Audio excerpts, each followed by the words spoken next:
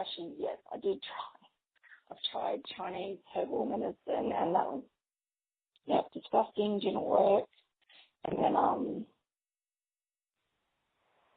I've done like 3 months extreme diet of hardly eating anything. That didn't work. Bring out a new dog every time there's a show on, kind of fair about Greek soap or Greek milk or whatever. Will send me things that, nothing's ever worked. Well, I haven't actually tried many, but people buy them. When you try something new, how long do you stick with it before you either give up on it if you don't think it's working?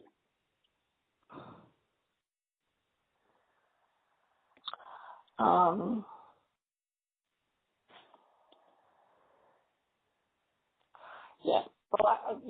can't. That's sort of hard to answer because I haven't really tried.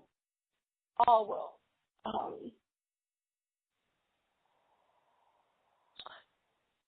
I suppose 3 months was the longest with that eradication diet or whatever it was on. When you are using a treatment, what needs to improve for you to feel as though the treatment has worked? The pain, the dry, so the symptoms, the pain goes away mostly. Yeah, it's mainly pain, fractured pain the most. It's like most of the time my skin looks, not real good, but if it's not, other people might comment on it, but if it's not sore, it doesn't bother me.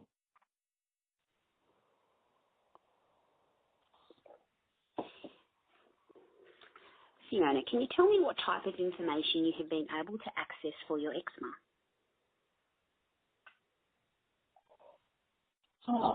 It's just mainly come through the skin specialist. I've seen them. So what information has been helpful?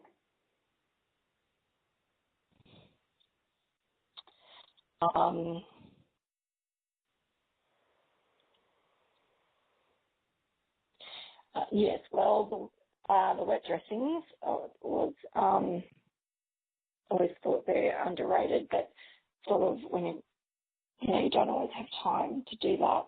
I usually only do it. Well, I haven't done it for a long time.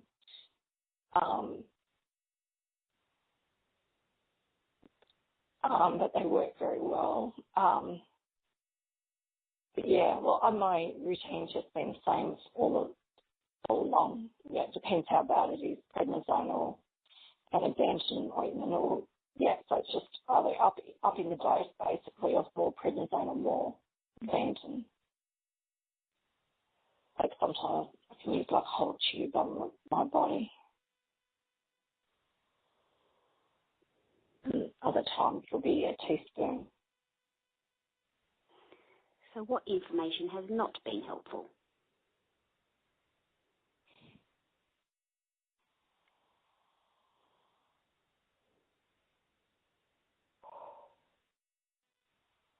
Nothing I can think of.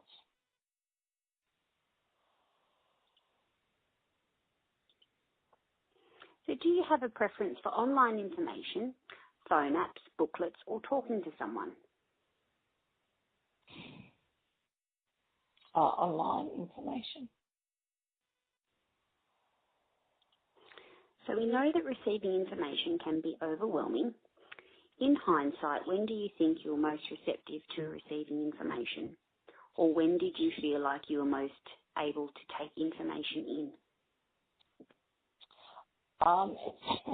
Every day is different. Actually, it depends. Yeah, every day is different.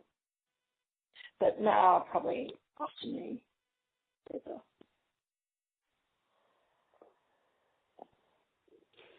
So Fiona, can you describe the communication that you have had with healthcare professionals about your eczema?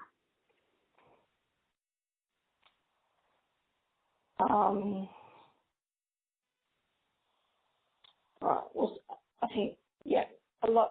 So something's been very positive. So with the last skin specialist I saw, because basically she saved my sanity because I was in unbearable pain, and it was good to know that she was a backstop. But they'll have the option to she get me into hospital and sort me out. When I've had my children, the last time I used to have trouble with getting my children because the pain of trying to do wet dressing for them. When I had a child like 6 or 7, and it was really hard. Like I would physically have to restrain them to get them in the bath or to get them to soak or to get them to do it. And when I did, the specialist did put the child in hospital for a week, the nurses would make sarcastic comments about, you can do this at home, but there'd be three of them doing the job. And I think, a lot of the time people just, as I say, unless you've suffered it, I think people think you just, even when I married my husband, my mother-in-law said in front of me, before Fiona came to stay at our house, I didn't believe her. She had bad allergies or she had bad health. And I think, a lot of people just think that as well. And you can, and I think, so I think when you're in hospital, and they probably do have a lot sicker children, they don't realise the pain the eczema kids have got. A little boy used to cry just non-stop, day and night, just asking why was he made so itchy. They both did outgrow it at 8, and I'm sort of just waiting for any day for it to come back. But and they don't, they don't get a full night's sleep. They're just itching all the time. They're not, doing well at school, and there's all these other repercussions.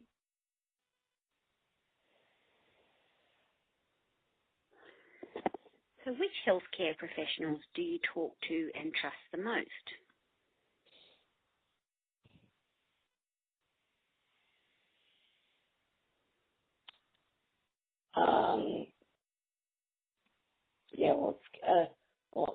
At the moment it's just, I trust the most. Probably skin specialists. Quite often GPs haven't got a clue, but hopefully they just give me the script I need. But it is difficult in we're in a small country town, and it can be a high turnover of doctors, and there's a language barrier. So quite often you've just got to keep explaining why, but so far I've been lucky that they've given me the script. Oh, actually, that was another problem too in the old world. So I don't know if something has changed, but when I was growing up, I couldn't get these scripts from the local GP. I had to go to the specialist. So that was a pain, and that the expense as well. And so I don't know if something has changed, but anyway, it's much easier now that I can just get my scripts from the GP.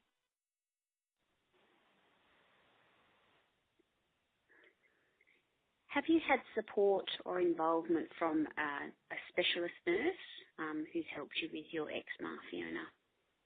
My children have, yes. And they have. Not so much you, though.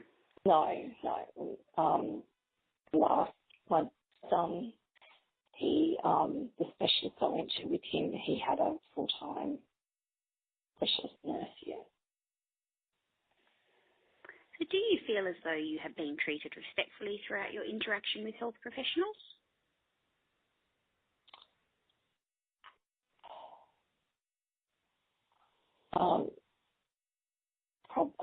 Probably most of the time. most of the